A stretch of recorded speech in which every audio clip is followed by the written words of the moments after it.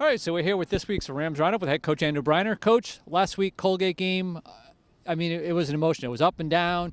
Both sides of the ball played great. I mean, what's that like back in that locker room after that game? It was incredible. The smiles on the faces, the energy that they had at the end to win the game carried right over into the locker room. Really proud of how the football team played and battled, and it was a great football game. Both sides. Hats off to Colgate, Coach Hunt, his staff, his players. That's what football's all about. So happy to come out on top. Great game.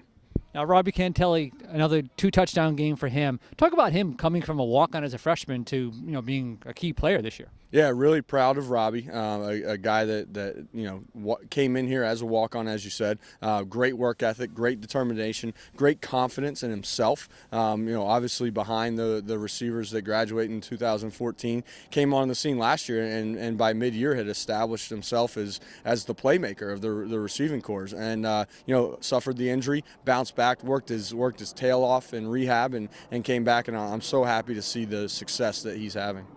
Now, this week, obviously, the big game, Yankee Stadium, Holy Cross, Ram Crusader Cup. How's that feel?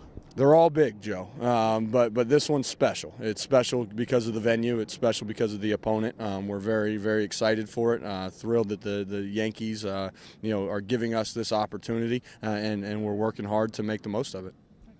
Thanks, Coach.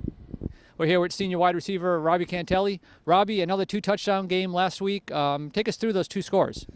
Okay, yeah, so I knew obviously they both came at pretty big points in the game. We were down and we were on drive, so we knew we had to capitalize with touchdowns. We didn't want to come out with 3 points there. So the first one was a post corner. Kev threw a great ball. I just went up and tried to compete for it as hard as I could and was able to come down with it. And the second one was, I think, was our last drive of the game besides when we took the knees. So we had a come back and go call. It's a little fake to the outside and go. And once again, Kev threw a good ball. I just went up for it and was just praying that I got that foot down in bounds. Apparently you did. Yeah. From the press box, it was hard to tell, but apparently you did. Yeah, no, I wasn't sure. I looked at the ref and I was like, all right. Now, obviously, you've come a long way since freshman year as a walk-on, Yep. and then all the way to junior year when you get into the lineup, and then you suffer that injury. What was your mindset, especially after that injury? Yeah, that's tough. Obviously, an ACL is the last thing you want to hear, no matter what sport you play as an athlete. So it was a long recovery, but I had a great training staff, teammates and coaches to help me and push me throughout the whole process. But my mindset was just come back stronger, work as hard as I could, come back stronger so I could get on the field and help my teammates, and doing the best job I can right now.